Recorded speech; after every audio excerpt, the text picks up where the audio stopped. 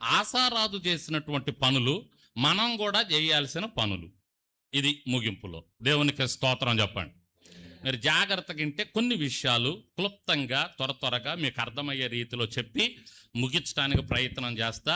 మీ ఒళ్ళు, మీ హృదయము మీరు దగ్గర పెట్టుకొని దగ్గరుండి జాగ్రత్తగా వినటానికి ప్రయత్నం చేయండి. 2 చేతులు ఎత్తి గట్టిగా స్తోత్రం చెప్పండి ఒకసారి.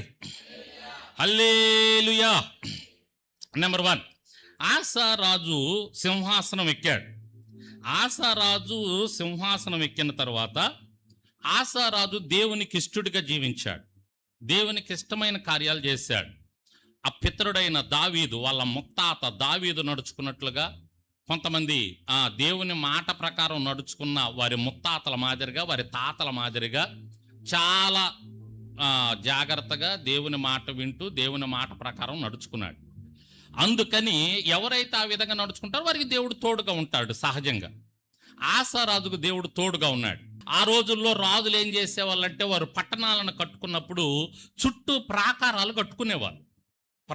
కట్టుకునేవాళ్ళు. చుట్టూ.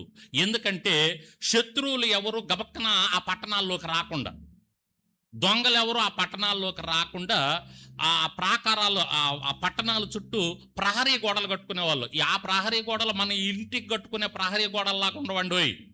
ఏదో సింపుల్గా ఈ ప్రహరీ గోడలు దొంగలు దూకైనా వచ్చేస్తారు మన పెద్ద లెక్కగా.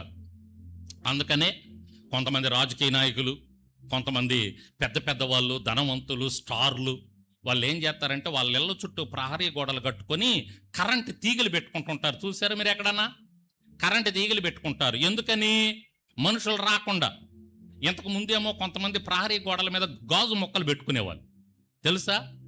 నాకు చిన్నప్పుడు అర్థమయ్యేది కాదు. మా అమ్మ అప్పుడప్పుడు మమ్మల్ని కారం చేడు తీసుకెళ్ళేది దాతల ఇళ్ళకి. వాళ్ళ ఇళ్ళ పక్కన ప్రహరీ గోడల మీద గాజు పెంకులు పెట్టుకుని ఉండేవాళ్ళు. ఈ గాజు పెంకులు ఎందుకు పెట్టుకుంటారు అబ్బా ఇల్లు అనుకునేవాను. అప్పుడు ఎంత మనకి 11-12 సంవత్సరాల వయసులో పెద్దగా అర్థమయ్యేది కాదు నాకు.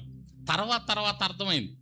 నేను అనుకునేవాడిని, వాళ్ళు గాజు పెంకులు పెట్టుకున్నారు, వాళ్ళు వచ్చి గోడ మీద గపక్కన చెయ్యేశారంటే గుచ్చుకోదా? వాళ్ళకైనా గుచ్చుకుంటుంది కదా, అసలు ఆ గాజు పెంకులు ఎందుకు పెట్టుకున్నారని. అంటే ఆ పిల్ల మెదడుకి నాకు పెద్దగా అర్థం కాలేదు. ఆ తర్వాత అర్థమైంది, దొంగలు రాకుండా, మనుషులు రాకుండా గోడల మీద చేతులు ఎత్తే గుచ్చుకోనేటట్టు దానికోసం పెంకులు, గాజు పెంకులు. ఆ తర్వాత అది పోయిన తర్వాత కరెంటు తీగలు వచ్చేసినాయి. కరెంటు తీగలు పెట్టేసి ఎవరన్నా పట్టుకున్నారనుకో షాకే. చాలామంది రాజకీయ నాయకుల ఇళ్ళ చుట్టూ ఆ తీగలు పెట్టుకుంటూ ఉంటారు. ఎందుకంటే దొంగలు రాకుండా వెళ్ళకుండా. పాత రోజుల్లో ఇప్పటిలాగా చిన్న గోడలు కాదు, రాయన్నర మందం గోడలు లేకపోతే రాయమందం గోడలు, ఆ గోడలు కాదు. ఆ రోజుల్లో వాళ్ళు దగ్గరగా వాళ్ళ ప్రాకారాలు, మనం ఎరికో గోడలను కానీ పరిశీలన చేస్తే చరిత్రకారులు చెప్పేది ఏంటంటే బస్సు అంటే దగ్గరగా 2-3 గుర్రపు రథాలు దాని మీద ప్రయాణం చేస్తాయంట. దాని మీద కొంతమంది ఇల్లు కూడా కట్టుకొని నివాసం ఉండేవాళ్ళంట. అంత ఎడల్పు ప్రాకారాలు కట్టుకునేవాళ్ళు. ఎరికో గోడలు అంత వెడల్పును ఉండేయని చెప్తారు చరిత్రకారులు. ఆ తర్వాత ఇప్పుడు మనం ప్రస్తుతం చూస్తే చైనా దేశం చుట్టూ కూడా వాళ్ళు ప్రాకారం కట్టుకున్నారు. దాన్ని చైనా వాల్ అంటారు. చైనా గోడ ప్రపంచ వింతల్లో 7 వింతల్లో ఒక వింత అది. దాన్ని అద్భుతంగా కట్టారండి. మనం పైకి వెళ్తే అంట ఈ భూమిని చూస్తే అంట ఈ చైనా వాళ్ళు కనపడిద్దండి, ఇంకేం కనపడదంట. అంటే అంత పెద్దది అది, అంత పొడుగున్నది, అంత పెద్దది. ప్రపంచంలోనే ఇంకా ఏ గోడ లేదు. అంత గోడని చైనా వాళ్ళు కట్టుకున్నారు.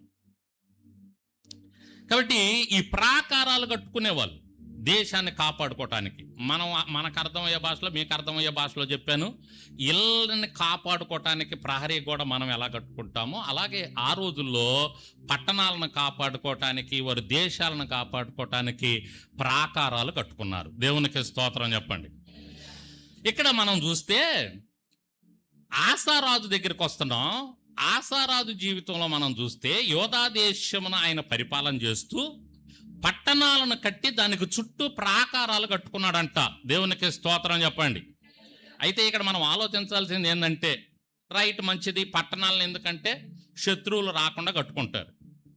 అసలు దానిపైన మనం చూస్తున్నాం, అసలు యుద్ధాలు లేవు. దేశం నెమ్మదిగా ఉంది 10 సంవత్సరాలు. యుద్ధాలు లేకపోతే దేశం నెమ్మదిగా ఉన్నట్టే. యుద్ధాలు లేవు, దేశం నెమ్మదిగా ఉంది. ఆశ నీకెందుకయ్యా ప్రాకారం? నువ్వెందుకు కట్టుకోవాలి ప్రాకారం? పట్టణాన్ని కాపాడుకోవటానికంటే ఏమో భవిష్యత్తు ఎలా ఉంటుందో చెప్పలేను. భవిష్యత్తు ఏం జరిగిద్దో, ఎవరన్నా శత్రువు రావచ్చు.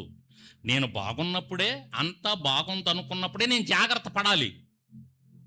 ఏమంటారు సామెత? ఏం చక్క పెట్టుకోవాలంట?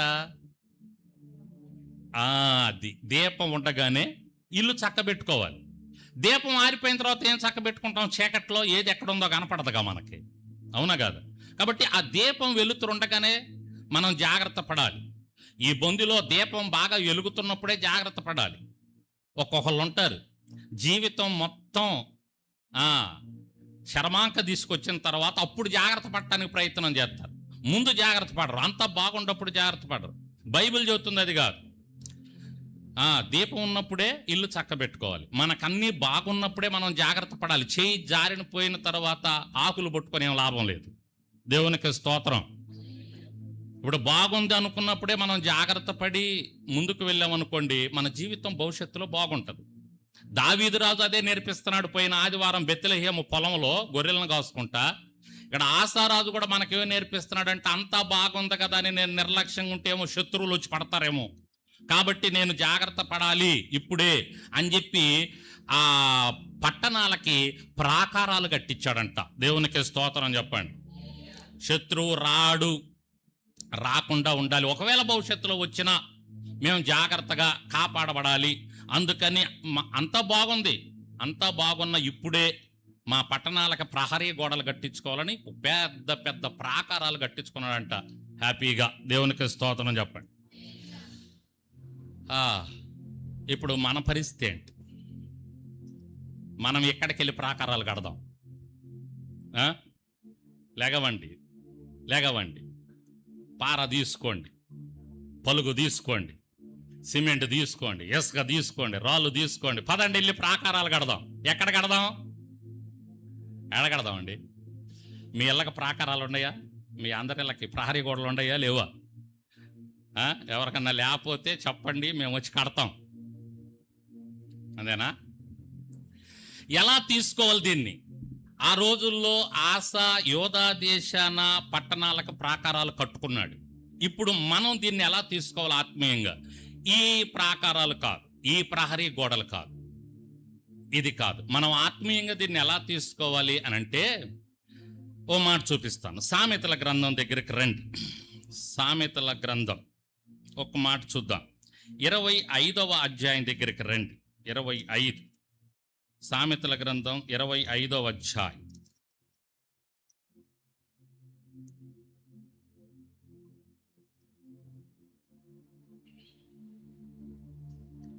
ఇరవై 28వ వచనం చదవండి. 25, 28 సామెతల గ్రంథం. ఇదిగో ఆ మాట జాగ్రత్తగా వినండి. ప్రాకారము లేక పాడైన పురము ఎంతో, తన మనస్సును అణుచుకొనలేని వాడును అంతే. దేవునికి స్తోత్రం చెప్పండి. ఏంటంట? ప్రాకారము లేకపోతే ఒక పట్టణం ఎలా అయితే అంటే శత్రువులకి దొరికిద్దో అర్థమవుతుందండి. కొంచెం జాగ్రత్తగా తీసుకోండి మాట. ఓ ప్రాకారం లేకపోతే, ఓ ప్రహరీ గోడ లేకపోతే, ఒక పట్టణానికి ఓ ప్రహరీ గోడ లేకపోతే శత్రువు ఎలా వచ్చేస్తాడో, లేకపోతే ఒక ఆపద ఎలా వచ్చేస్తుందో, మన మనస్సును కూడా మనం అదుపులో పెట్టుకోకపోతే, అణుచుకోకపోతే, లేక మన మనస్సును మనం కాపాడుకోకపోతే మనం కూడా అలాగే అయిపోతాం. ఇది సొలొమోను చెప్తున్నటువంటి మాట జ్ఞానంతో. ఒక ప్రహరీ గోడ ఇంటికి ఎలా కాపుదల ఉంటుందో అలాగే మన మనస్సుకు కూడా కాపుదల ఉండాలి. మన మనస్సుకు కూడా మనం ప్రహరీ గోడ కట్టుకోవాలి. అంటే మన మనస్సులోకి మన మనస్సును చెడగొట్టే, లేక మనల్ని చెడగొట్టే వాటిని మన మనస్సులోనికి తీసుకురాకుండా మన మనస్సు చుట్టూ ప్రాకారం కట్టుకోవాలి, ప్రహరీ గోడ కట్టుకోవాలి. అంటే ఆత్మీయంగా అంటే రాళ్లతో కట్టే ప్రహరీ గోడ కాదు. ఆత్మీయంగా వాక్యం అనే దాన్ని పెట్టుకోవాలి మన మనస్సు చుట్టూ. వాక్యం అనే కాపుదల పెట్టుకోవాలి. వ్యర్థమని మన మనస్సులోకి రాకూడదు. వ్యర్థమైన వాటిని మన మనస్సును చెడగొట్టే. ఇప్పుడు ప్రహరీ గోడ లేకపోతే ఇల్లు చెడిపోద్ది. ఏ పడితే అవి వస్తాయి. శత్రువు వస్తాడు, దొంగ వస్తాడు, చెడగొడతాడు. అలాగే నీ మనస్సుకి వాక్యం అనే కాపుదల లేకపోయినా నీ మనసులోనికి వ్యర్థమైనవి వచ్చేస్తాయి. నీ మనసులోనికి వ్యర్థమైనవి వచ్చేసినాయి అనుకో, నీ మనసు చెడిపోతుంది. నీ మనసు చెడిపోయింది అనుకో, నువ్వు చెడిపోతావు ఆటోమేటిక్, దేవునికి దూరం అయిపోతావు. కాబట్టి మన మనస్సుని ఏం చేయాలంటే కాపాడుకోవాలి, వ్యర్థమైనవి రాకుండా కాపాడుకోవాలి. వాక్యం అనే ప్రహరీ గోడ మన మనస్సుకు కట్టుకోవాలి. దేవునికి స్తోత్రం చెప్పండి. ఇప్పుడు మనం మంచినీళ్ళు తాగే పాత్ర ఉందనుకోండి, ఒక పాత్ర, ఇదిగోండి నా దగ్గర బాటిల్ ఉంది, ఇదిగో వాటర్ బాటిల్. నేను మంచినీళ్ళు తాగటానికి దీన్ని తెచ్చుకున్నాను. దీంట్లో మంచినీళ్ళు ఉన్నాయి, స్వచ్ఛంగా మంచి వాటరు, మున్సిపల్ వాటర్ అయినా ఫిల్టర్ అయినటువంటి వాటరు తాగుతారు. మీరు చక్కగా తాగుతారు, దాహం అయితే ఇబ్బంది లేదు. ఇందులో నేను ఇప్పుడు ఒక చుక్క విషం వేసాను అనుకోండి, ఏం చేస్తారు చెప్పండి? మీకు ఇచ్చాను అనుకో తాగమని, భలే పాస్ గారు అయ్యా నువ్వు, లేకపోయావు కాదు. ఎంతమంది తాగుతారు చెప్పండి? ఇందులో విషం వేస్తాను ఈ వాటర్లో, ఒక్క చుక్కే వేస్తా, ఎక్కువ కూడా వేయను, ఒక్క చుక్కే వేస్తా, ఒక చుక్క విషం వేసి మీకు ఇస్తా, తాగుతారా? ఏమండి?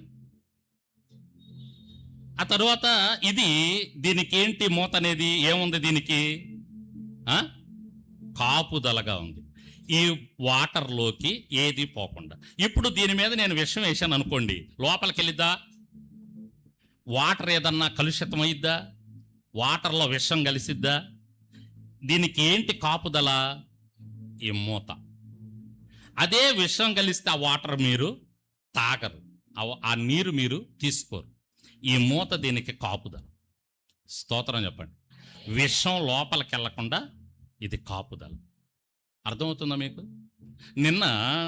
మొన్న డానియల్ గారు వచ్చారు, కడవ కుదురు నుంచి మన ఉపవాస కూడికి వచ్చాడు. ఇక్కడికి ఉపవాస కూడికి వచ్చి ఉన్నాడు. ఇక్కడ 3 గంటల వరకు ఉన్నాడు. ఇక్కడ మనతోనే భోజనం చేశాడు, చక్కగా ప్రార్థనలో ఉన్నాడు. అయిపోయిన తర్వాత ఇంటికి వెళ్ళాడు, ప్రార్థన చేసి వెళ్ళాడు. వెళతా అక్కడ పెట్రోల్ బంక్ దగ్గర పెట్రోల్ కొట్టించుకుందాం అనుకున్నాడు. పెట్రోల్ బంక్కి వెళ్ళాడు. వెళ్ళి మూత చేసి పెట్రోల్ కొట్టమంటే ఆ అమ్మాయి ఎవరో, మరి కొత్త అమ్మాయో ఏమో, ఆ అమ్మాయి ఈ మధ్య ఆడవాళ్ళ పనులతో అల్లాడిపోతున్నాం. వాళ్ళు నడిపే స్కూటీలు ఎటు వెళ్తారో తెలియదు, ఎవరిని గుద్దుతున్నారో తెలియదు. ఈ ఆడవాళ్ళతో తలనొప్పి అయిపోయింది రోడ్డు మీదకి రావటం. ఇళ్ళల్లో ఉంటేనే మంచిది, దేవునికి స్తోత్రం చెప్పండి. వీళ్ళు బయట పనులకు వచ్చి గందరగోళం చేస్తున్నారు. ఆ అమ్మాయి ఎవరో అమ్మాయి ఉందంట. ఆ అమ్మాయి వచ్చి సహజంగా 2 వీలర్లో పెట్రోల్ కొడతారా డీజిల్ కొడతారయ్యా? పెట్రోల్ కొడతారు, డీజిల్ కొట్టరు. డీజిల్ అనేది 4 వీలర్కి, అవి కూడా కొన్ని ఇంజన్లకు మాత్రమే. ఆ అమ్మాయి పెట్రోల్ కొట్టాల్సింది డీజిల్ కొట్టిందంట. పెట్రోల్ బండికి డీజిల్ తగిలితే అవుట్, ఎందుకు పనిచేయదు. ఇక నడిపేరా అవుట్ అయిపోయినట్టు, ఆ ఇంజిన్ ఫెయిల్. ఇక ఆ ఇంజిన్ ఇక పనిచేయదు. ఇక్కడ మన పట్టణ డేవిడ్ రాజు గారు వాళ్ళ అబ్బాయి వాళ్ళ కారు 20 లక్షలకు పైన, ఏదో 22 లక్షలు 23 లక్షలు అయితే ఆ అబ్బాయి, వాళ్ళ 3వ అబ్బాయి బెంగళూరులో జాబ్ చేస్తాడు. ఆ అబ్బాయి తీసుకున్నాడు మంచి కారు, బ్లాక్ కలర్ కారు, చాలా బాగుంటుంది. ఆ కారులో కూడా అలాగే పెట్రోల్ కొట్టబోయి డీజిల్, లేకపోతే డీజిల్ కొట్టబోయి పెట్రోల్ కొట్టారు. వాళ్ళు కొంచెం దూరం కూడా వెళ్ళిపోయారు. ఆ తర్వాత గందరగోళం అయిపోయి సగం నష్టాన్ని కమ్ముకున్నారు. మొన్న ఇటీవల అమ్మారు. చెప్తున్నాడు, అన్న ఇట్లా సగం రేటుకి అమ్మేసామన్నా, నష్టానికి అమ్మేసామన్నా కారు అని చెప్పి. ఎంత పొరపాటు జరిగిందో చూడండి. అంటే పెట్రోల్కి డీజిల్కి పెట్రోల్ అసలు పడదు. ఆ ఇంజిన్ తేడా పడితే డీజిల్ కొట్టిందంట ఆ అమ్మాయి. మనోడు ఈ డీజిల్ కొడుతుంటే నువ్వేం చేస్తావంటే, నేనేదో ఆలోచనలో ఉన్నానులే అంటున్నాడు. ఆయనకు ఒక ఇబ్బంది వచ్చింది, ఆ ఇబ్బంది ఆలోచనలో ఉండాడంట. తర్వాత ఇంకా నయం స్టార్ట్ చేసి కొంత దూరం వెళ్ళినట్టుంటే అయిపోయి ఉండేది. ఇంజిన్ పొగలు వచ్చి ఉండేదేమో, స్టార్ట్ చేయలేదు. దేవుని దయ వల్ల ఎలాగో మొత్తానికి ముందుకు తీసుకెళ్ళి మరలా ఆ అమ్మాయి వాళ్ళ ఆయన వచ్చాడంట, వాళ్ళ భర్త. ఆయన వచ్చి మొత్తం తీసి మొత్తానికి అందులో ఎంత పెట్రోల్ ఉందో 6 లీటర్లు కొట్టించుకున్నాడంట. దేవునికి స్తోత్రం. ఇది మన పిల్లలు చూశారు. మన పిల్లలు చూసి పాస్టర్ ఎలా జరిగిందంటే, నేను అన్నీ ఫోన్ చేస్తే ఎలా జరిగింది లే అయ్యా అని చెబుతున్నాడు. సరే, జస్ట్ ఎందుకు చెప్తున్నానంటే, ఇది ఇప్పుడు గుర్తొచ్చి మీకు అంటే మనకు ఒక ప్రాకారం అనేది, ఓ పద్ధతి ఉంటుంది. ఆ పద్ధతి అనేది మనం జరిగించలేదనుకోండి, ఓ ప్రాకారం అనేది ఉంటుంది. ఆ ప్రాకారాన్ని మనం జాగ్రత్తగా ఉంచుకోలేదనుకోండి, ఏది పడితే అది వచ్చే ప్రమాదం ఉంటుంది, ఆపద వచ్చే ప్రమాదం ఉంటుంది, ఇబ్బంది వచ్చే ప్రమాదం ఉంటుంది. అర్థమవుతుందా? అలాగే మన మనస్సుకు కూడా కాపుదల అనేది అవసరం. ఏ పడితే అవి మన మనస్సులోకి రాకూడదు. అర్థమవుతుందండి? ఏ పడితే అది ఉంచుకోకూడదు. అసలు ఈ లోకాన్ని ఉంచుకోకూడదు మన మనస్సులో. వ్యర్థమని మన మనస్సులోనికి తీసుకొచ్చుకోకూడదు. మన మనస్సును మనం జాగ్రత్తగా కాపాడుకోవాలి. దేవునికి స్తోత్రం చెప్పండి. హల్లెలూయా. ఎందుకంటే మన మనస్సు ఎట్లాంటిదంటే ఒక దాని మీద మన మనస్సు పడిందంటే అది మంచి కానీ చెడు కానీ ఒక దాని మీద మన మనస్సు పడిందంటే ఆటోమేటిక్గా మన ప్రేమంతా దాని మీద ఉంటుంది. మన ప్రేమంతా దాని మీద ఉంటుంది. ఇక అందులో దానికి ఎడిట్ అయిపోతాం మనం. ఇక అందులో నుంచి బయటకు రాలేం. మన మనస్సు అంతా డేంజర్. అందుకనే హృదయము చాలా ఘోరమైనది, భయంకరమైన వ్యాధి కలదని చెప్పింది బైబిల్. హృదయం అంటే అదే మనస్సు. మన మనస్సు దేని మీద ఉందనుకోండి, అతనంట ఆ అమ్మాయిని చూశాడంట. చూడండి, మీకు బైబిల్లోనే చూపిస్తా మాట. ఆ అమ్మాయిని చూసి మనస్సులో ఆ అమ్మాయిని చూసి ఆ అమ్మాయిని తలుసుకొని ఆ అమ్మాయిని ప్రేమించాడని ఒక మాట చూపిస్తాను మీకు. ఆదికాండం 34 అధ్యాయం చూడండి. 34 అధ్యాయం 3వ వచనం చూడండి. అతని మనస్సు ఆ యాకోబు కుమార్తె అయిన దీనా మీద ఉండెను. అతడు ఆ చిన్నదాన్ని ప్రేమించి ప్రీతిగా మాటలాడి. అబ్బా, ఎంత బాగుందో చూడండి. సరే, అక్కడ సందర్భం వద్దు ఇప్పుడు మనకి. అక్కడ ఏముందో వద్దులే, అది వద్దు మనకి. మళ్ళీ ఆ సందర్భాన్ని చెప్పుకుంటే మనం ఇప్పుడు ఉన్న మన అంశం పోద్ది. అది ఏంటి అక్కడ ఉన్నది అంటే, యాకోబు కుమార్తె అయిన దీనా అని ఒక అమ్మాయి ఉంది. ఆ దీనాన్ని ప్రేమించాడంట ఒక అబ్బాయి. అక్కడ ఏమని చూస్తున్నాం మనం? అతని మనస్సు దీనా మీద ఉండెను, అతడు ఆ చిన్నదాన్ని ప్రేమించెను. మనస్సు దేని మీదకి వెళ్ళింది? అబ్బాయికి దీనా మీదకి వెళ్ళింది. నీ మనస్సు దేని మీద ఉంటే దాన్ని నువ్వు ప్రేమిస్తావు, అంతే. ఆటోమేటిక్గా నీ మనస్సు దేని మీద ఉంటే దాన్ని ప్రేమిస్తావు. నీ మనస్సు దేని మీద ఉంది, దాన్ని నువ్వు ప్రేమిస్తుంటావు. డబ్బు మీద ఉందనుకోండి నీ మనస్సు, డబ్బును ప్రేమిస్తుంటావు. బంగారం మీద ఉంటుంది కొంతమందికి మనస్సు, వాళ్ళు బంగారాన్ని ప్రేమిస్తుంటారు. అర్థమవుతుందా? మంచి వస్త్రాల మీద ఉంటుంది కొంతమందికి మనస్సు, వాళ్ళు దాన్నే ప్రేమిస్తారు. మంచి భోజనం మీద ఉంటుంది కొంతమందికి మనస్సు, వాళ్ళు భోజనాన్ని ప్రేమిస్తారు. కొంతమందికి దేవుని మీద ఉంటుంది మనస్సు, వాళ్ళు దేవుణ్ణి ప్రేమిస్తూ ఉంటారు. దేవునికి స్తోత్రం చెప్పండి. అర్థమవుతుందా? కొంతమంది దేన్ని ప్రేమిస్తారు? దేవుణ్ణి ప్రేమిస్తారు. ఇక వాళ్ళ మనసు ఎప్పుడు దేవుని మీదే ఉంటుంది.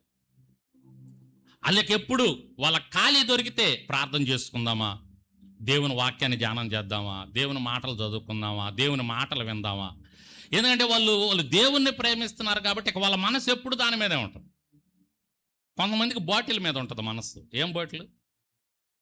ఇక ఈ బాటిల్ మీద ఉన్న వాళ్ళకి వాళ్ళ మనస్సు అంతా ఇక దాన్నే ప్రేమిస్తుంటారు. ఇక అక్కడికే వెళ్తుంటారు, దాన్నే తాకాలని, దాన్నే తీసుకోవాలని ప్రయత్నం చేస్తుంటారు. కొంతమందికి దీని మీద ఉంటుంది మనస్సు. ఏందది? మీకు బాగా తెలుసు. కొంతమందికి మనసు అంతా ఇక నిద్ర లేచిన దగ్గర నుంచి దీని మీదే ఉంటుంది మనసు అంతా. ఇక వాళ్ళు ఎక్కడికి వెళ్తారు? వాళ్ళు దేన్ని ప్రేమిస్తారు? దాన్నే ప్రేమిస్తారు. ఒకటి చెప్తున్నా, నీ మనస్సు దేని మీద ఉంటే నువ్వు దాన్ని ప్రేమిస్తూ ఉంటావు. అది మంచి కానీ చెడు కానీ. దేవుని బిడ్డలంగా మనం చెడ్డ వాటి మీద మనస్సు పెట్టుకోకూడదు, దేవుని మీద మన మనస్సు పెట్టుకోవాలి. దేవునికి స్తోత్రం చెప్పండి. చెడ్డవి రాకుండా నీ మనస్సుకి నువ్వు వాక్యం అనే ప్రహరీ కూడా కట్టుకోవాలి, ప్రాకారం కట్టుకోవాలి. ఆశారాజు అది నేర్పిస్తున్నాడు మనకి. ఆశారాజు ఏం నేర్పిస్తున్నాడంటే, ప్రాకారాలు కట్టుకుంటున్నాను నేను పట్టణాలకి. ఎందుకంటే శత్రువు వస్తాడేమో, శత్రువు వచ్చి నా పట్టణాలని నాశనం చేస్తాడేమో. ఇప్పుడు అంతా బాగుంది కదా, నెమ్మదిగా ఉంది కదా అని చెప్పేసి నేను నిర్లక్ష్యంగా ఉన్నానంటే వాడు రానే వస్తాడు, మా పట్టణాల్లో పడతాడు, మా పట్టణాలను నాశనం చెయ్యనే చేస్తాడు. ఆ అవకాశం శత్రువుకి ఇవ్వకముందే నేను ప్రాకారాలు కట్టుకుంటాను, నేను ప్రహరీ గోడ కట్టుకుంటానని పట్టణాలకి ప్రహరీ గోడలు కట్టుకున్నాడు. సంగమా, దేవుని బిడ్డలారా, శత్రువు వస్తాడు నీ మనస్సులోకి, ఏదో ఒకటి నాటుతాడు, ఏదో ఒకటి ఇత్తుతాడు. ఎవడు మన శత్రువు చెప్పండి, నోరు తెరిసి. ఎవరు మన శత్రువు? అందరూ వెనకోలు కూడా సాతానుగాడు, వాడు అపవాది మన శత్రువు. వాడు ఏదో ఒకటి విత్తుతాడు వచ్చి మన మనస్సులో. మనం ఏం చేయాలంటే వాడు రాకముందే మన మనస్సును వాక్యం అనే ప్రహరీ గోడతో కట్టుకుంటే శత్రువు రాడు. ఒకవేళ ఇప్పుడు ఏమైనా ఉంటే వాక్యము మీ దగ్గరకు వస్తున్నప్పుడు మీ మనస్సుల్లో మీరు ఏదైనా వాక్యానికి వ్యతిరేకమైనది, దేవునికి వ్యతిరేకమైనది ఏదన్నా ప్రేమిస్తూ ఉంటే అవి తీసేసుకోండి. అవి తీసేసుకొని ప్రహరీ గోడ కట్టుకోండి. మీ మనస్సులను స్థిరం చేసుకోండి. దేవుడు మిమ్మల్ని దీవిస్తాడు. ఆశాకి నెమ్మది ఇచ్చినట్టుగా మీకు కూడా నెమ్మది ఇస్తాడు. దేవునికి స్తోత్రం చెప్పండి. ఆశాకి విజయం ఇచ్చాడండి. రెండో ప్రాంతం దగ్గరికి రండి. ఆశాకి విజయం ఇచ్చాడు దేవుడు. ఆ విధంగా ఆశ ప్రహరీ గోడలు కట్టుకొని ప్రాకారాలు కట్టుకొని తను తాను సిద్ధం చేసుకున్నప్పుడు ఓసారి చూడండి ఆశ మీదకి ఎంతమంది వచ్చారో. 14వ అధ్యాయం 9వ వచనం చదవండి. కూషీయుడైన జరాహు వారి మీద దండించి 1000 సైన్యమును 300 రథములను కూర్చుకొని బయలుదేరి మారేషా వరకు రాగా ఆశ అతన్ని ఎదుర్కొని పోయిన. కూషీయుడైన జరాహు అనేటటువంటి ఆయన 1000 సైన్యంతో వచ్చాడంట. ఈయన దగ్గర ఎంతమంది సైన్యం ఉన్నారో తెలుసా? 8వ వచనం చదవండి. ఆ కాలమున డాళ్లను ఈటెలను పట్టుకొని 3 లక్షల మంది కేడెములు ధరించి విల్లు వేయు 2,80,000 మంది. చాలు వినండి. 3 లక్షలు 2,80,000 ఎంతమంది మొత్తం? ఆశా దగ్గర ఉన్న సైన్యం చెప్పండి. 3 లక్షలు 2,80,000 మొత్తం ఎంతమంది? 5,80,000. ఓకేనా? ఇప్పుడు దండెత్తి వస్తున్నటువంటి జరాహు సైన్యం ఎంతమంది? 1000 సైన్యమును 300 రథాలు. 1000 అంటే ఎంత సైన్యం అండి? 1000 అంటే ఎన్ని లక్షలు? 10 లక్షలు అంట. అంతేనా? ఈయన దగ్గర ఉంది ఎంతమంది? 5 లక్షల మంది. అంటే సగానికి సగం ఎక్కువ శత్రువు దగ్గర ఉన్నారు. శత్రువు వస్తున్నాడు దండెత్తి. వీళ్ళు మొత్తానికి ఎక్కడ కలుసుకున్నారంటే జపాతా అనే ప్రాంతంలో కలుసుకున్నారు. ఇందాకేం ప్రాంతం నేను చెప్పింది? ఏ దేశం? యోధా దేశం. ఇప్పుడు జపాతా అనేటటువంటి లోయ దగ్గర వీళ్ళు కలుసుకున్నారండి. ఆశా సైన్యం చూస్తేనేమో 5 లక్షల మంది దగ్గరగా, అవతల వ్యక్తి జరాహు అనే శత్రువు దగ్గరేమో 10 లక్షల మంది. అంటే సగానికి పైన ఉన్నారు. చూడండి పరిస్థితి ఎలా ఉంటుందో. వాళ్ళు దండెత్తి వస్తున్నారు. అంతేకాకుండా 300 రథాలు ఉండే వాళ్ళ దగ్గర. ఏముండే రథాలు? ఏంటంటే మంచి వాళ్ళకి బలం అన్నమాట, కాపుదల అన్నమాట సైన్యానికి రథాలని. ఆ రోజుల్లో 300 రథాలు, 10 లక్షల మంది సైన్యం వస్తున్నారు ఆశా మీద. ఆశా పరిస్థితి ఏంటి ఇప్పుడు? ఆశ ఏం చెయ్యాలి? శత్రువులు ఎక్కువైపోయారు, సైన్యం ఎక్కువగా ఉంది. ఆ రోజుల్లో అంత సైన్యం అంటే మామూలు విషయం కాదు. ఈ రోజుల్లో మన సైన్యం ఎంతమందో తెలుసా? మనకు సైన్యం, ఇండియాకి సైన్యం దగ్గరగా 20 లక్షల మంది. దాదాపు అటు ఇటుగా ఒక 20 లక్షల మంది ఉంటారు. ఎన్ని కోట్ల మంది జనాభా తెలుసా? ఇండియా జనాభా ఎన్ని కోట్ల మంది అండి? ప్రపంచంలోనే నెంబర్ 1 స్థానంలో ఉన్నాం మనం. అందును బట్టి మనం దేవుణ్ణి స్తుతించాలో బాధపడాలో. మంది ఎక్కువయ్యే కొద్దీ మధ్యగా పలసనవుతాయి అని ప్రస్తుత పరిస్థితి అలా ఉంది మన ఇండియాలో. ఎందులో అభివృద్ధి చెందుతున్నామో ఏమో కానీ మిగతా వాటిల్లో జనాభాలో మాత్రం బాగా అభివృద్ధి చెందుతున్నాం. 150 కోట్లు దాటేశాం. దేవునికి స్తోత్రం. 150 కోట్ల మందికి ఎన్ని లక్షల మంది ఉంటారో తెలుసా? ఇప్పుడు మన మిలిటరీ 20 లక్షల మంది దగ్గరగా 20 లక్షల మంది ఉంటారు. అదే ఇజ్రాయెల్ దేశం వెళ్ళండి మీరు. ఇజ్రాయెల్ దేశంలో ప్రతి ఒక్క ఇంట్లో ఒక మిలిటరీ ఉంటాడు. ఉండాలి, వాళ్ళు వెళ్ళాల్సిందే, తప్పదు. వాళ్ళు వెళ్ళి ఆడవాళ్ళు కూడా ఒకళ్ళ మిలిటరీలో వాళ్ళు గన్ను పేల్చటం, విల్లు ఎక్కువ కొట్టడం ఇవి నేర్చుకొని వస్తారు వాళ్ళు. ఏ టైం ఎట్టుంటుందని. వాళ్ళ జనాభా చిన్నది కదా. ఇజ్రాయెల్ దేశం మనకు ఒక మూల అంత కూడా ఉండదు. కానీ ఇజ్రాయెల్ దేశాన్ని కదిలించలేరు ఎవరు. వాళ్ళకున్న జ్ఞానం, దేవుడు వాళ్ళకి ఇచ్చిన మేధస్సు, వాళ్ళకి ఇచ్చిన బలం, వాళ్ళందరూ కలిసికట్టుగా మిలిటరీలో ముందుకెళ్లే విధానాన్ని బట్టి దేవుడు ఆ కృపనిచ్చాడు వాళ్ళకి. దేవునికి స్తోత్రం. మనకి 20 లక్షల మంది దగ్గర దగ్గరగా 150 కోట్ల మంది జనాభాకి ఆసా రాజు మీదకి ఆ రోజుల్లోనే 10 లక్షల మంది శత్రువులతో సైన్యంతో వస్తున్నాడు శత్రువు అయిన జరాహు. ఏం జరిగింది చూడండి. అక్కడ మనం నేర్చుకునేది ఏంది? జపాతా లోయ దగ్గర. ఇప్పుడు గడగడ చదివేద్దాం. 11వ వచనం చదవండి. ఆసా తన దేవుడైన యెహోవాకు మొర్రపెట్టి, యెహోవా విస్తారమైన చేతిలో ఓడిపోకుండా బలము లేని సహాయం చేయుటకు నీకన్నా ఎవరు లేరయ్యా. మా దేవా యెహోవా సహాయం చేయి, మాకు సహాయం చేయి. నమ్ముకొని ఏమి ప్రార్థన అండి. ఈ సైన్యమును ఎదిరించుటకు బయలుదేరి ఉన్నాము. ఎప్పుడన్నా ఇట్లాంటి ప్రార్థన చేశారా మీరు? జపాతా ప్రాంతంలో ఆసా చేసిన ప్రార్థన. హలో, ఒకసారి 2 చేతులైతే స్తోత్రం చెప్పండి. హల్లెలూయా. నీ మనస్సును నువ్వు జాగ్రత్త చేసుకో, వ్యర్థమైన రాకుండా వాక్యం అనే ప్రహరీ గోడ కట్టుకో అని చెప్పాను. రెండో ఏంటో తెలుసా? ఈ ప్రార్థన చెయ్యి.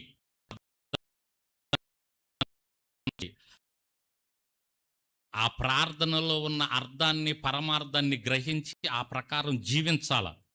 అప్పుడు నువ్వు గొప్ప కార్యాలు చూస్తావు. నీ శత్రువు ఎంత గొప్ప సైన్యంతో వచ్చినా నానయ్యా.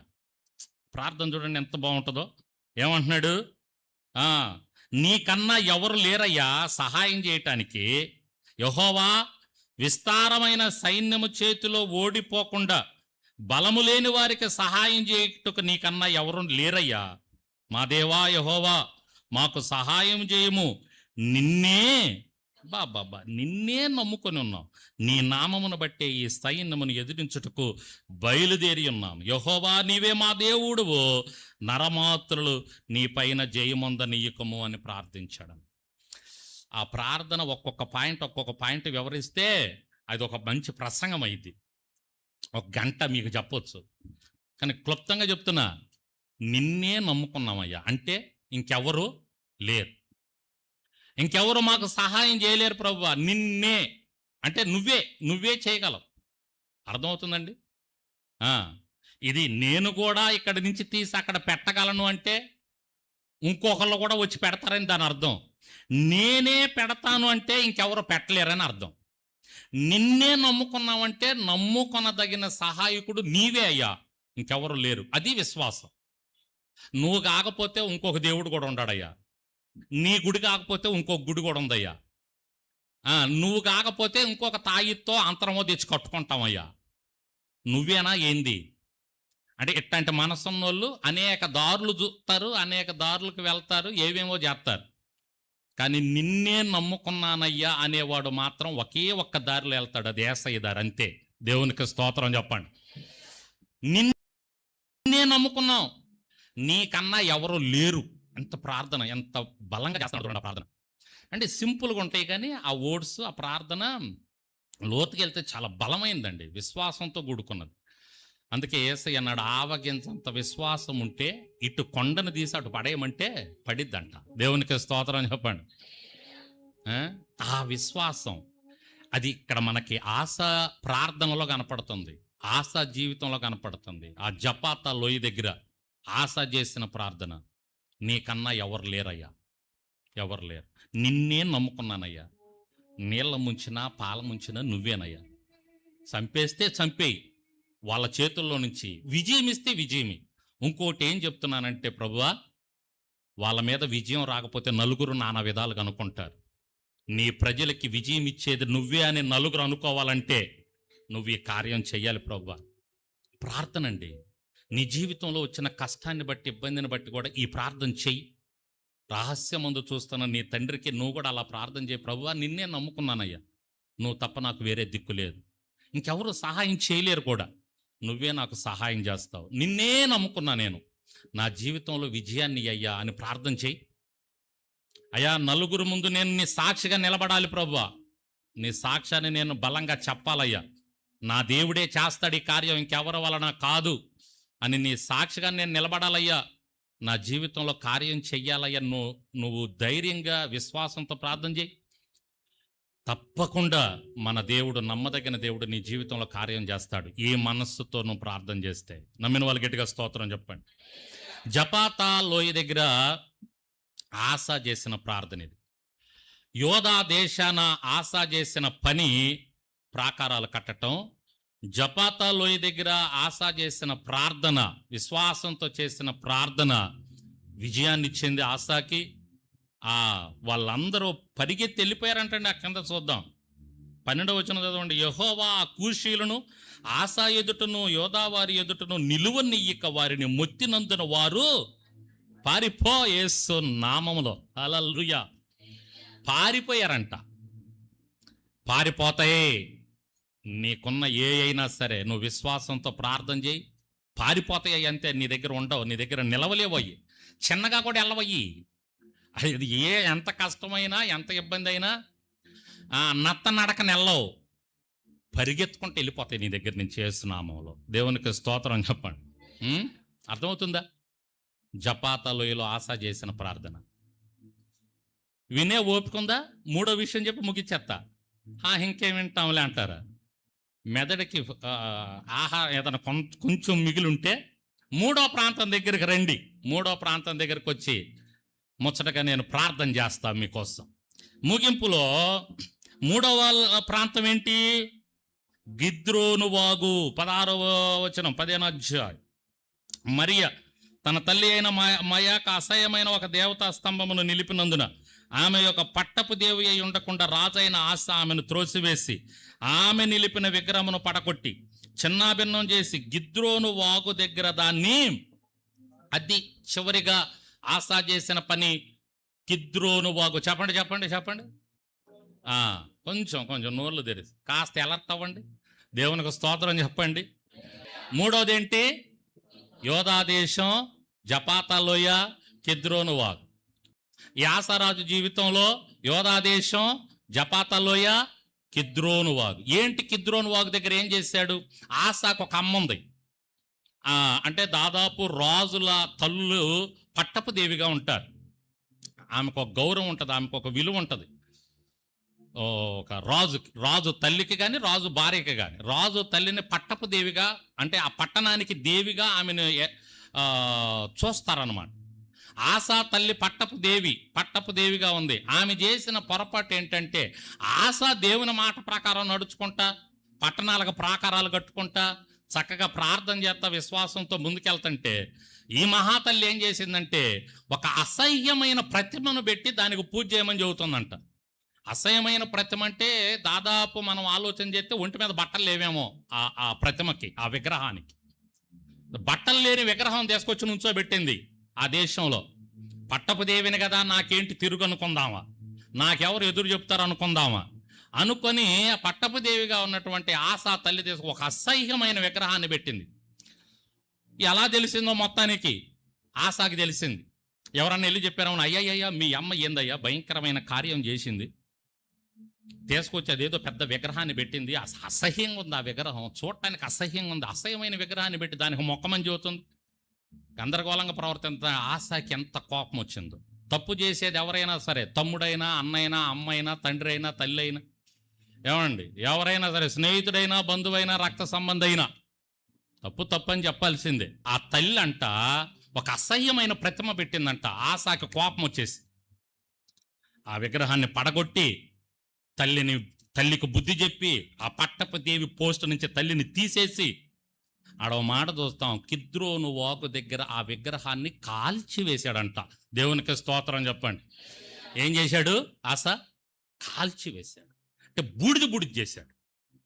ఇప్పుడు మనం దీన్ని ఎలా తీసుకోవాలంటే, నువ్వు కూడా కాల్చివేయాలి. నీలో ఏముండయో కాల్చివేయాల్సింది. అసూయ కాల్చివేయి, కోపం కాల్చివేయి, ద్వేషం కాల్చివేయి. ఇట్లా కాల్చేయాల. వాటి మీద నువ్వు పగబెట్టుకోవాలి. వాటిని కాల్చి వేసిన నామంలో తొక్కేయాలి వాటిని. దేవునికి స్తోత్రం చెప్పు. మన ఫ్రాన్సిస్ అన్న వాక్యం చెబుతుంటే ఎప్పుడన్నా ఆయన కోపం వచ్చింది దానికి ఎట్లా రోషం తొక్కేయాలంటుంటాడు. అలా మనం కూడా ఈ ద్వేషం అనేది, అసూయ అనేది, కామం అనేది, చెడు బుద్ధి అనేది కాల్చివేయాలి. వాటిని ఈ దేవునికి నచ్చవో, ఇవి దేవునికి వ్యతిరేకం, కాల్చేయాలి, ఇట్లా బూడిద చేసేయాలా అని ఓ తీర్మానం తీసుకొని ఇటువంటి వాటిని అన్నిటినీ కాల్చివేయాలి. కిద్రోను వాగు నీకు గుర్తొస్తే ఇది గుర్తుకు రావాలా, కాల్చివేయాలి. నాలో ఏమున్నాయి దేవునికి వ్యతిరేకమైనవి, వీటిల్ని కాల్చేయాలి అని ఒక తీర్మానం తీసుకోవాలి.